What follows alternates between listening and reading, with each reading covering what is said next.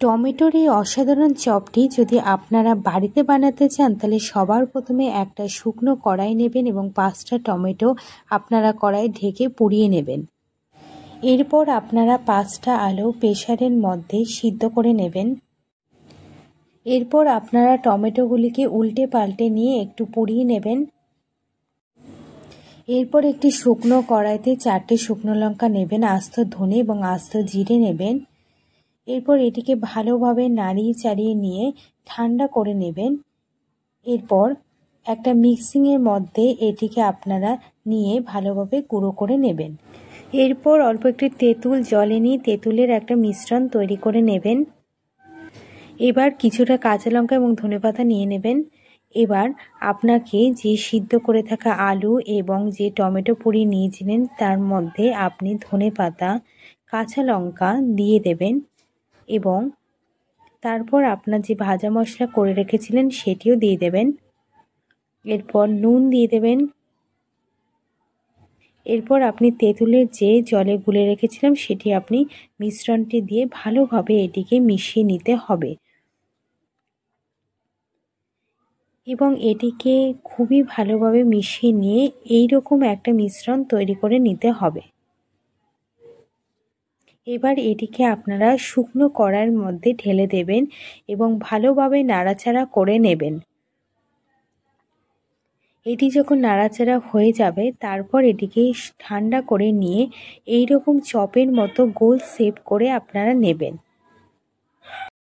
এরপর আপনারা একটা শুকনো বাটির মধ্যে পরিমাণ মতো বেসন নিয়ে নেবেন। এরপর আপনারা পরিমাণ মতো নুন দিয়ে দেবেন এবং অল্প একটুখানি হলুদ গুঁড়ো দেবেন এবং অল্প একটুখানি আপনার লঙ্কার গুঁড়ো দিয়ে দেবেন। এরপর এটিকে ভালোভাবে আপনারা মিশিয়ে নেবেন এবং মিশিয়ে নেওয়ার পরে অল্প অল্প জল দিয়ে আপনাকে এই মিশ্রণটি একটি তৈরি করে নিতে হবে।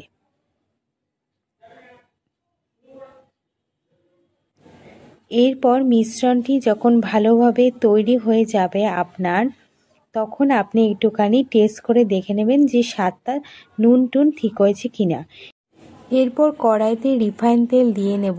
তেলটি ভালোভাবে গরম হলে আমরা ওই চপগুলিকে ভালোভাবে বেসনের গোলার মধ্যে দিয়ে নেব, যেভাবে আমি দিচ্ছি। দিয়ে এক এক করে আমরা তেলের মধ্যে চপগুলিকে ছেড়ে দেব।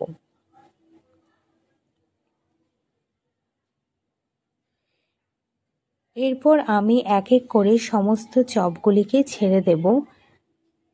আমার মতে একসাথে আপনারা ছাড়তে যাবেন না, আস্তে আস্তে করে চপগুলো ছাড়বেন যাতে চপ ছাড়ার পরে পাশে জায়গা থাকে তেল যাওয়ার মতো।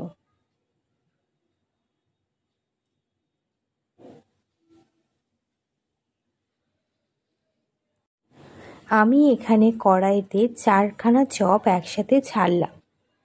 এরপর এই চপগুলিকে উল্টে পাল্টে নিতে হবে, ভালোভাবে চারদিকে ভেজে নিতে হবে। 4-5টা ভালোভাবে ভেজে নেওয়ার পরে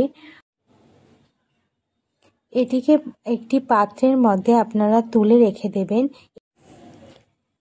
এরপর আপনারা একটি প্লেটের মধ্যে চপগুলি নিয়ে এটিকে আপনারা চিলি সস এবং টমেটো সসের সাথে ভালোভাবে জমিয়ে খেতে পারবেন। ভিডিওটি যদি ভালো লেগে থাকে তাহলে আমাকে অবশ্যই লাইক করে থাকবেন এবং কমেন্টে জানাবেন যে আপনারা এটি বাড়িতে বানালেন কিনা এবং খেতে কেমন টেস্ট হয়েছে। এবং এছাড়াও আপনারা যদি কোনো রকম রান্না আমার কাছে শিখতে চান তাহলে অবশ্যই আমাকে কমেন্টে সেটি জানাবেন। চ্যানেলটি ভালো লেগে থাকলে অবশ্যই সাবস্ক্রাইব করে আমাদের সঙ্গে থাকবেন। আজকের মতো এইটুকুই, আবার অন্যদিন অন্য রান্না নিয়ে আসব। আর ততক্ষণ পর্যন্ত আপনারা ভালো থাকবেন, সুস্থ থাকবেন এবং দেখা হবে নেক্সট ভিডিওতে। থ্যাংক ইউ বন্ধুরা।